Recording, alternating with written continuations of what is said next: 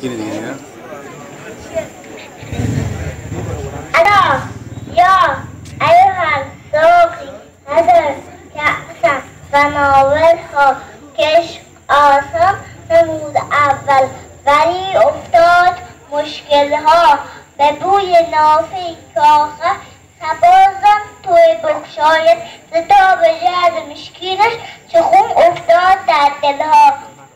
مرا در منظر جانان چه اموش چون هزم چه رس فریاد میدارد که بربندید محملها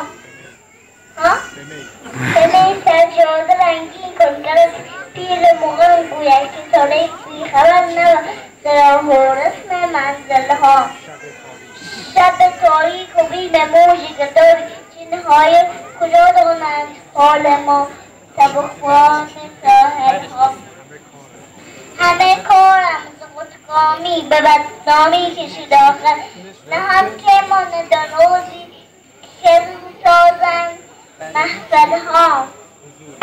حضوری گر همی خواهی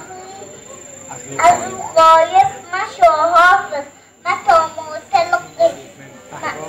من تحوی در دونها و احملها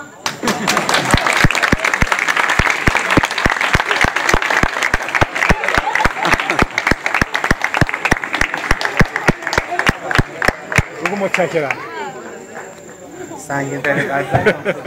لطفا تشویق کنید پدر ایشون رو که اینجا میرسیم